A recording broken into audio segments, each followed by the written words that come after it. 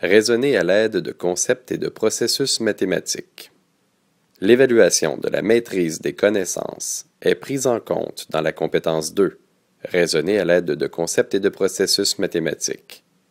Il s'agit là d'une spécificité en mathématiques, puisqu'aucun contenu ne peut être associé à l'une ou l'autre des trois compétences. Nous faisons maintenant face aux critères d'évaluation en lien avec cette compétence. Dans la colonne de gauche se trouve un nouveau critère d'évaluation, maîtrise des connaissances ciblées par la progression des apprentissages, ciblant les connaissances en lien avec la progression des apprentissages qui se travaille en aller-retour constant avec la réécriture des critères d'évaluation propres à la compétence 2, se trouvant pour leur part dans la colonne de droite. L'évaluation à l'aide de l'ensemble de ces critères d'évaluation se fera tout au long du processus d'apprentissage. Une flèche fait l'aller-retour entre le critère d'évaluation ciblant les connaissances et les critères d'évaluation pour les tâches de compétences. Cette flèche indique que l'évaluation des apprentissages s'effectue dans un processus d'aller-retour entre l'acquisition des connaissances propres à une discipline et la compréhension, l'application, ainsi que la mobilisation de celles-ci. Pour s'assurer de la maîtrise des connaissances, l'enseignant doit les évaluer tout au long des apprentissages. Tâches se rapportant à la compétence 2, raisonner à l'aide de concepts et de processus mathématiques. Les situations d'application privilégient l'explicitation du raisonnement mathématique et demandent d'organiser et d'appliquer, dans un référentiel clairement circonscrit, des concepts et des processus mathématiques. Comme le raisonnement peut se présenter sous différentes facettes, ces situations visent des intentions de nature diverses. Mettre en œuvre, justifier, convaincre, critiquer, prendre position, etc. Ces situations devraient permettre à l'élève de choisir et d'appliquer les concepts et processus mathématiques appropriés et de présenter une démarche qui rend explicite son raisonnement.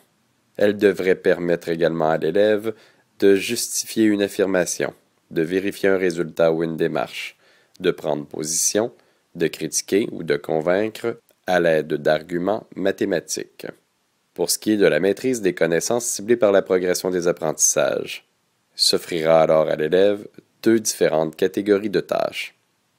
Première catégorie, on proposera à l'élève de démontrer sa maîtrise de la connaissance et de la compréhension des concepts et des processus mathématiques.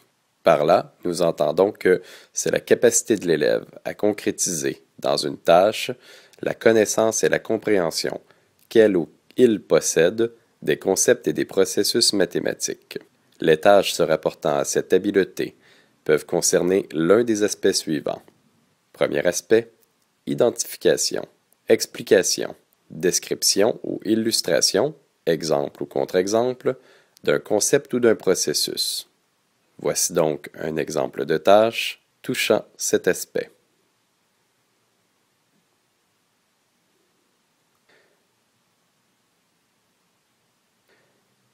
Voici une liste de verbes se rapportant à ce type de tâche.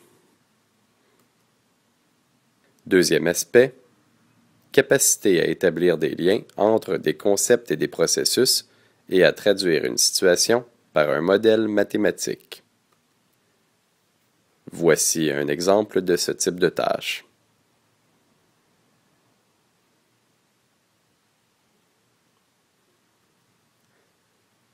Voici des exemples de verbes se rapportant à ce type de tâche. Deuxième catégorie de tâches liées à la maîtrise des connaissances ciblées par la progression des apprentissages. Il s'agit de la maîtrise de l'application des concepts et des processus mathématiques.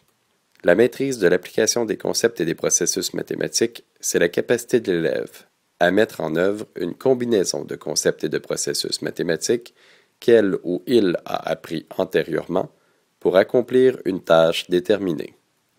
Les tâches se rapportant à cette habileté peuvent concerner l'un des aspects suivants. Premier aspect, identification d'une combinaison de concepts et de processus. Voici un exemple de ce type de tâche. Voici des verbes décrivant ce type de tâche.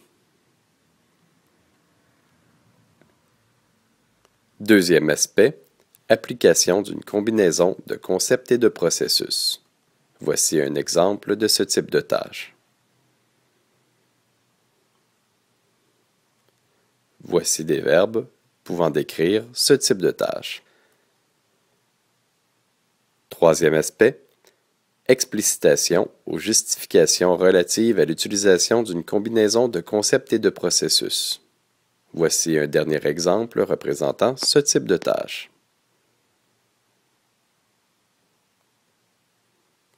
Et voici des verbes représentant ce type de tâche. Compétence 3. Communiquer à l'aide du langage mathématique. Voici les critères d'évaluation propres à cette compétence. Nous pouvons observer dans la colonne de gauche un nouveau critère d'évaluation, maîtrise des connaissances ciblées par la progression des apprentissages, et qui cible les connaissances en lien avec la progression des apprentissages, critères qui se travaillent en aller-retour constant avec la réécriture des critères d'évaluation propres à la compétence 3, critères qui se trouvent pour leur part dans la colonne de droite. L'évaluation à l'aide de l'ensemble de ces critères d'évaluation se fera tout au long du processus d'apprentissage. Un losange se retrouve après le critère maîtrise des connaissances ciblé par la progression des apprentissages. Ce symbole signifie que l'évaluation de la maîtrise des connaissances est prise en compte dans la compétence 2, raisonner à l'aide de concepts et de processus mathématiques. Une flèche fait l'aller-retour entre le critère d'évaluation ciblant les connaissances et les critères d'évaluation permettant l'évaluation des tâches de compétences. Cette flèche indique que l'évaluation des apprentissages s'effectue dans un processus d'aller-retour entre l'acquisition des connaissances propres à une discipline et la compréhension, l'application ainsi que la mobilisation de celles-ci. Pour s'assurer de la maîtrise des connaissances, l'enseignant doit les évaluer tout au long des apprentissages. Une étoile se retrouve à la droite de la compétence 3, communiquer à l'aide du langage mathématique. Cette compétence doit donc faire l'objet d'une rétroaction à l'élève, mais elle ne doit pas être considérée dans les résultats communiqués à l'intérieur des bulletins.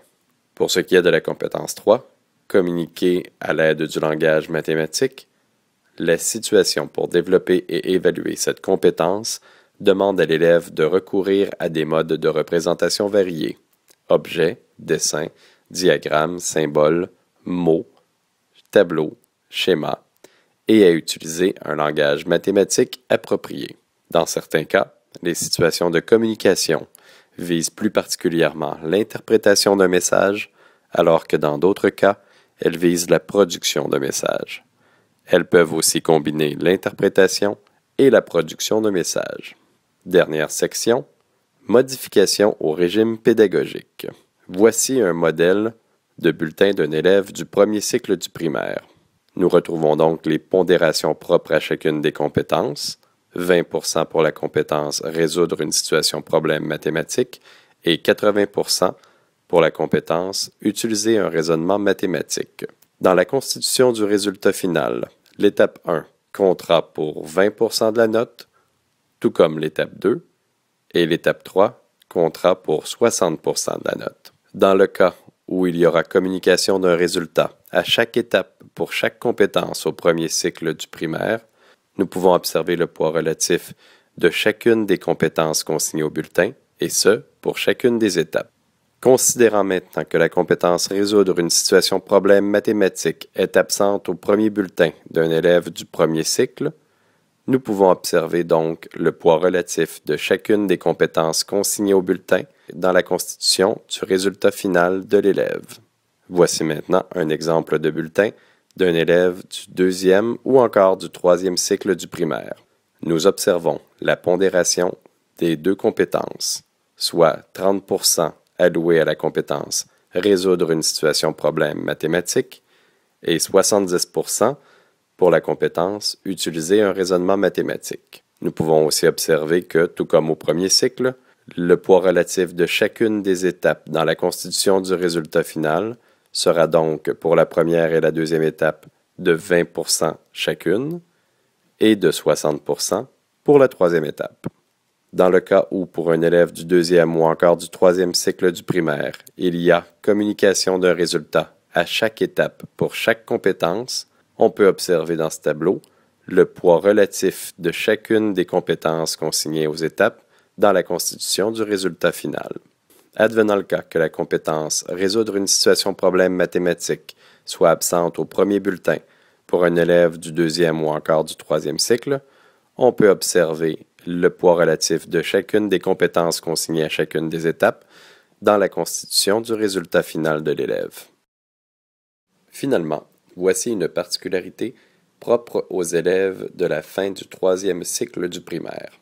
Compte tenu que les élèves de sixième année vivront une épreuve obligatoire et que celle-ci comptera pour 20% du résultat final, nous devrons donc considérer que le cumul des trois étapes représentera 80% de ce même résultat final. Le poids relatif de chacune des compétences reste le même, soit 30% pour résoudre une situation problème mathématique et 70% pour utiliser un raisonnement mathématique.